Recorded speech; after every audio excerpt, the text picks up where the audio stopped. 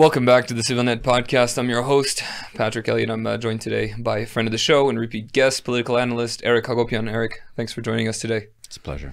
So we're doing this podcast in light of, essentially the fall of Aleppo, something that was really, really striking and surprising. Within 72 hours, the city was basically abandoned by the Syrian Arab army and was taken over by Turkish-backed, supposedly rebel forces, but it's essentially an Al-Qaeda front led by ex-al-Nusra members. And of course, they unfurled a Turkish flag on the citadel of Aleppo the other day. So give us a brief of basically what's going on in Aleppo and its surrounding areas over the past week. What do we know for sure? Well, there was obviously an offensive that was launched by these Al-Qaeda affiliate jihadists, which are entirely controlled and directed by the Turkish military and the Turkish regime and intelligence services. They couldn't operate without them. And they launched this offensive. I think it probably went even more successful than they thought, than they expected, because essentially the Syrian army, especially the conscript parts of it, collapsed in many ways that the Iraqi army did in 2014 when ISIS was advancing. Essentially, because of the sanctions and the weakening of the regime and its lack of resources, it's good parts of the Syrian state are a Potemkin village, and this is what it showed. So what they managed to do is to capture the second largest city in Syria, in which, it took thousands of lives and, years of fighting for Hezbollah, the Russians, Iranian militias, and others to be able to take it back from the beginning of the civil war, Syrian civil war. And all of that was lost in a matter of 3 days through just sheer collapse of the front lines. It was expected that the jihadists would push forward more deeper into Syria, but based on the fact that the Syrian army itself mobilized at least the functional parts of it, and the heavy Russian bombing of jihadist areas, and there's a heavy movement of moving what are known as mobilization forces in Iraq, which is the Iranian proxy there. Large numbers that have been moved into Syria. The front lines have sort of stabilized north of Homs, which is the next big town after Aleppo. And that's where we're at right now. So what we have is this incredible collapse, and while at the same time the total collapse of the state looks like it will not happen, or it will not happen now, because of outside forces that have a vested interest in making sure that Assad stays in power. Now, what's going on inside of the city is complete mass confusion. What the jihadists, they are doing what jihadists do, except not to Christians at this point. They're doing it to Kurds, of which almost 200,000 of them have been driven out of the countryside, which is, which is really the main Turkish intention. And there's plenty of footage of Shia soldiers, Kurdish militias or Kurds, that are killed, beheaded, and if you're an Alawite, which is part of the Assad's clan, you're immediately killed.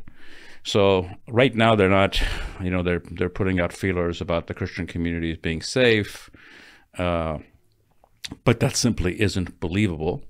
But I think we need to see this as this is the first step of a second step that Erdogan really wants, and that is agreement or a nod from Iran, Russia, and eventually the United States, and this is sort of geared towards the Trump presidency, for him to get a green light to clear out Rojava, which is the self-ruled Kurdish areas to the east that dominate the eastern part of Syria, which he wants gone, and he wants that replaced by essentially his supported jihadists, sort of a jihadist belt under Turkey, as long as it excludes the Kurds.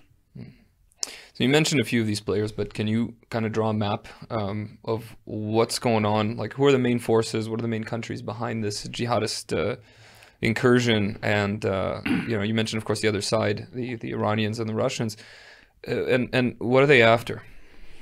Well, I mean, different players have different things. I said the Turkish one is, one, to expand, you know, their zone of control in Syria. But again, the second step is to ethnically cleanse the Kurds out of Rojava.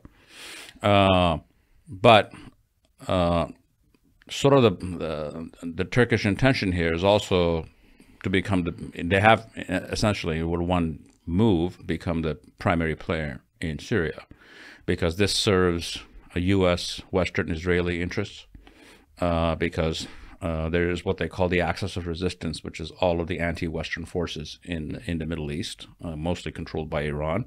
Yeah. And if you look at the axis of resistance, the centerpiece of it is Syria. If Syria collapses, Iran can no longer resupply Hezbollah, which is the crown jewel of Iranian foreign policy over the last 40 years. So the Iranians have a huge vested interest in keeping Assad in power, probably even more so than the Russians. So Erdogan can play this as something that is moving against all the enemies of the West, despite of all of his nonsense rhetoric against Israel. This serves Israeli interests. Aren't there rumors, sorry, Eric, but aren't there, well, reports actually that Israel did conduct some airstrikes in conjunction with the advancing rebels against Syrian Well, position? there's two things with that. As far as the Western role here, it's well reported within the Ukrainian media that Ukrainian mercenaries were part of helping the al-Nusra Front and the Turks. I mean, that's in the Kiev Post. And if you look at the drones and the technologies that they've used, it's obviously Ukrainians are involved, and this is not a hidden fact. At the same time, over the last year, Israel has been consistently bombing Syrian military strength, positions, supplies, and obviously that helps this. So I don't think they need to sit in a room and say, okay, we're going to do this. It's a question of who benefits from it. And as far as the West is concerned, as far back as 2012, there's the infamous memo from Jake Sullivan, who's the National Security Advisor of the United States, to Hillary Clinton in 2012, in which he clarifies for them, just remember, in Syria, AQ is on our side, being Al-Qaeda. So these relationships are there. It's a question of who's, as far as, if you're looking at this offensive, allows Turkey to be in a conversation to get people on board with them to ethnically cleanse the Kurds out of regions they want to ethnically cleanse, which is their big prize, while at the same time it serves the interest of Israel, the United States, and others as far as trying to dismantle this axis of resistance. And again, the resupply issue is a huge one, because right now today the Iranians, you can literally drive anything directly from Iran through Iraq, through Syria, into Lebanon. Some of it will be bombed, most of it won't. And if Syria is gone, the entire axis collapses, and the only way Syria can be gone is if the regime collapses, to be replaced with whatever. Even though I'm not even sure if that's the outcome that Turkey really wants, because having a gigantic, 1990s Taliban-run Afghanistan under you, everyone who's ever played the jihadist card has eventually lost. From the United States to Israelis, Pakistan. It's at the end of the day, you cannot control these monsters as a normal state and expect them to act normally. Okay, so we did touch up on this a little bit, and we'll dive a little bit deeper. One thing I do want to point out for our listeners, although I can't confirm, I mean, I haven't seen the articles in the Kiev Post about Ukrainian involvement. One thing that is important is that this is just to give the context to our listeners, one of the pillars of Zelensky's strategy to assure, to maintain assurances of U.S. support for Ukraine under the Trump presidency is to kind of offer the Ukrainian military as a battle-hardened army that can in fact be used by the United States for its interests. So it doesn't seem super shocking to me to know that there are Ukrainians. Again, I can't confirm it. I have to actually see it, but this does align pretty well. You also do have reports of Ukrainians in fighting Russian interests in Africa or so. So again, this is not so far-fetched for me. So that is an interesting point. Actually, I'll have to look into that. I didn't know they were actually there, which is crazy when you think about just how internationalized this conflict is. You also mentioned some of Turkey's aims, but who else benefits from this foray, this resparking of the conflict in Syria? Again, it's the primary winners of the West, and specifically Israel, is because right now, if you notice, one of the most interesting things is as soon as this collapse happened, the Iranians do not bring in Hezbollah because Hezbollah has been battered by Israel. Probably lost thousands of fighters. It's definitely lost its leadership. Completely beheaded, yeah. Yeah. I mean, it still exists, and still has but it does not have the operational capacity that it used to. So they brought in the Iraqi mobilization forces, which have not been in a war. Well, they're a rabble, essentially. Yeah, they're not. I mean, they're not the same thing as the battle-hardened Hezbollah. But obviously, the other thing that this does is, again, for the purpose of the West, it presses the Iranians when they're weak. It presses the Russians when they're weak and distracted. So it opens up another front, even though I think it's we've seen this, it's bin Laden was an ally of the United States in the 80s, and we saw what happened 15 years later. So those are the primary beneficiaries of this. And I think it's a card that Erdogan has, and he's going to try to cash it in at the expense of the Kurds. And one of the things is, right before this, for months, Erdogan was trying to meet with Assad, which Assad was refusing, because Assad was saying that he needs to remove all of his troops from Syria, which Erdogan was refusing to do. So this is a way of actually slapping Assad, saying you're in no position to put conditions on me. But I think what he really wants is he wants this war settled in his favor, and to be able to move the millions of Syrian refugees in Turkey back to Syria, because that's a huge domestic problem for him. And if he can do that, while at the same time using this jihadist belt to get the Kurds off of, I mean, he has said absurd things, like he said, the Kurds should not be on the Syrian border because that's not their natural environment, because it's the desert. It's the Arabs that live in the desert, and Kurds live in mountains. So that's the, as far as who wins and who loses at this point, those are the winners and losers.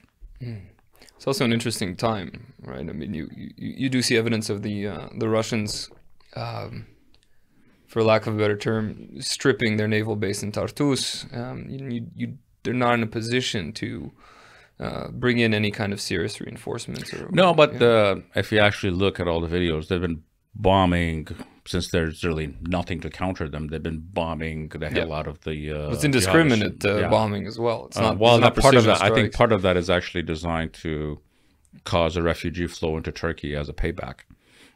So I think that's because they've been bombing Idlib, which is nowhere close.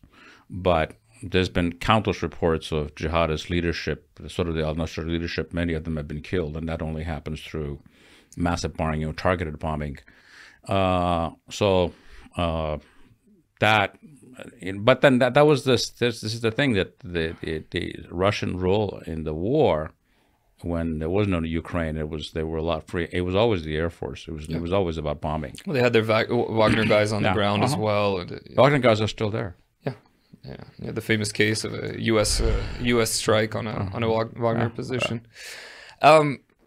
It's just so tragic that it's just human beings being used in these disgusting games, which brings me essentially to one of the core topics, of course, is that we do know that there's approximately 10,000 Armenians still within Aleppo. We know that the consul, I mean, it's unclear. The consul is saying that he was actually presenting his credentials in Damascus at the time. There's other claims that he actually left when the fighting started. Regardless, the consular services were moved from Aleppo to Damascus, and the Armenian church and community leadership has essentially issued a statement telling Armenians to stay in their homes for the time being. Whereas the Armenian government has created a hotline and has issued statements saying that they will fast-track evacuations of Armenians either through Lebanon or through Damascus itself. So what threats and risks are we looking at for the Armenian community in Aleppo? First of all, we don't know the issue with the Consul General, because if he left after, because of the threat of this, that's completely irresponsible, because the Armenian Consul General in Aleppo is not just another Consul General. He has greater responsibilities than that, but we don't know exactly what happens. I don't want to dwell on it. But just for reference, the Iranians also moved their consul. Well, the Iranians will be killed immediately. That's not. Well, when the rebels entered, they were 180 meters. They took up positions 180 meters from the Armenian consulate. Yeah. So it's we don't know, but the Armenian government has been far too silent. They would have been far more, vocal, and as far as what they're working on, I think they've been caught completely off guard. Yeah. Obviously, the community there has been completely off guard. If you talk to people there, they will tell you contradictory things to the extent that there's looting going on. Because the first thing that they did is they opened up the prisons, so every ISIS cutthroat that had been arrested years ago is out. Yeah. So we hear that, but at the same time, what's very interesting and very clear that the Al-Julani, they are very clear that they do not want to a redo of ISIS from 2014 as far as the imagery goes. This guy is obviously being trained by PR people. He's cut off a good part of his beard. He puts out statements yesterday saying diversity is our strength. We believe that diversity is our strength. Yeah, he sounds like Justin Trudeau. Yeah, it's absurd. And at this point, they're making a point of not making this an anti-Christian thing, but it's a fraud. Oh, of course. Because they're all the other Muslim usual suspects are being killed left and right. So it's naive to believe that at some point the guns aren't going to turn. Well, they've been. It should be noted that these guys have been governing Idlib for the better part of 8 years at this point, and it's a human rights atrocity. And it's not a pleasant place to live. And by the way, a good number of their troops are not even Arab or Syrian. A good number of their troops are what they call them, the jihadist highway that comes through Turkey from Central Asia. They're Uzbeks, they're Turkmen, they're Uyghurs. There's a Chechen unit that has been dormant for 8 years. They've been reactivated. Most of these Palestinians. There's some Palestinians there we've seen. I think the issue on the problem is the telling the Armenians to stay put for right now is actually a smart move, because there's no way for them to get out because of the battle lines. Yeah. I suspect in the long run you would have to negotiate an exit out.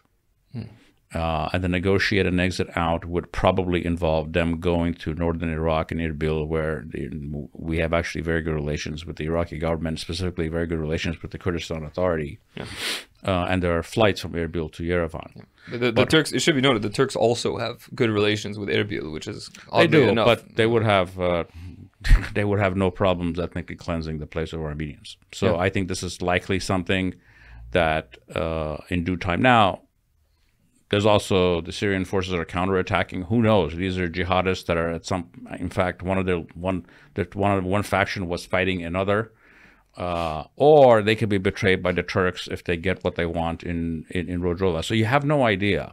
But but at this point, it's very hard to see a scenario in which you evacuate. Now, the other thing for the Armenian government is a lot of these people are actually Armenian citizens, because these are people that came to Armenia when the Syrian civil war started, stayed here for a couple of years, got Armenian citizenship, went back. So a lot of these people are not simply Armenians; they're Armenian citizens with Armenian citizenship. So, but at this point, everyone, including the community leadership, which is befuddled, is telling people to stay put.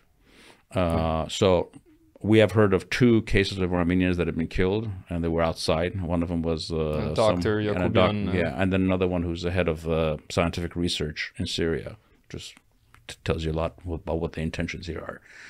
So the Armenian government has not done what it should, but at the same time, the options are quite limited. And I suspect in the long run, you would need to have a negotiated exit. And the numbers, frankly, are also unclear. 10,000 is the high number, because nobody really knows, because that was a town of 5 million people. Nobody believes there's more than 2 million people living there. Yeah. So the numbers could be anywhere between 7 to 10,000. Yeah. Well, one interesting thing about the Armenian government statement, right, was that it's citizens, those awaiting citizenship, and anyone with Armenian ancestry. They're willing to evacuate them to Armenia, which is already, it's interesting, but what I'm wondering is, like, what can they do? I mean, you said that they haven't done enough, but what can be done in this situation realistically? Well, I mean, you can. We know who controls these jihadists. I mean, you can be communicating with the Turkish government about them. How well has that been going for us the last 2 years? Well, I mean, it's if there's something, all these pointless meetings that we're having, if you have those conversations, Obviously, I think the Turks, for PR purposes, have told the jihadists not to act like jihadists against Christians at this point. Yeah, the other thing is, are they willing to leave? Right, like this is obviously just anecdotal, but a distant family member, when we called, said to, oh, you know, the Russians will kick them out. Yeah, no, there's that. There'll be some elements of people who will never leave, and you cannot. But I suspect at this point, if you give people an option, even if there's to leave temporarily, which I don't believe it's going to be temporary, most will leave. Yeah. So I think at some point, at this point, is really looking at once the situation stabilizes itself, if it does, some kind of an organized retreat that would almost certainly have to come through northern Iraq. So they wouldn't have to go through Damascus. You can't go through Damascus because of the front lines are there, and the front lines will always be there, unless you're negotiating through front lines. I mean, there's also Armenian communities in Damascus, and I know people that have been communicating with them, and I think that's, given the fact that the front lines have stabilized far from Damascus, I don't think they're in any danger. I think what's clear is that the immediate fall of the regime that people feared is probably not going to happen. Because of the foreign vested interests that are interested in it not falling. But at the end of the day, that Syria is in a position in which they won't let Assad fall, but at the same time, it'll never be allowed to become a normalized state. The Western sanctions on Syria have devastated that country as much as the war. How would you see Armenia's negotiations with Ankara evolving or developing in spite of this, now that they essentially are holding some of our people hostage over there? I don't think they will. They will characterize it as such, and those communications and those negotiations are dead anyway. I mean, it's just given the fact that the peace process with Azerbaijan has died, and the Turks are saying that's tied to it. You know, they've fixed a border post. How many times have they fixed it? How many times have they inspected it? And this whole process is dead. So this one particular thing will have no effect on something that's not even operative at this point. How do you see our relationship, our deteriorating relationship with Russia going forward? And how can we leverage whatever we have left so that we can at least ensure some kind of security or stability for the Armenians left in Aleppo? Not through Russia. I don't see Russia having any outside of, you know, Russia. If anyone's going to take back Aleppo, it's not going to be the Russians. It'll be Iranian-backed proxies, and I don't think they even have the. When you're talking about a city of multiple million people, taking it back is a hell of a fight. So I don't at this point I do not see the Syrian government taking back Aleppo anytime soon. Well, I hope that I don't know what I hope, honestly. I wish we can end on some kind of positive note, but the situation is still evolving. So as always with these things, we have to wait and see and hope that at least our people stay safe. Yes, indeed. Eric, thanks again for coming on and clarifying all this for us. It's a pleasure. Thanks again for watching CivilNet.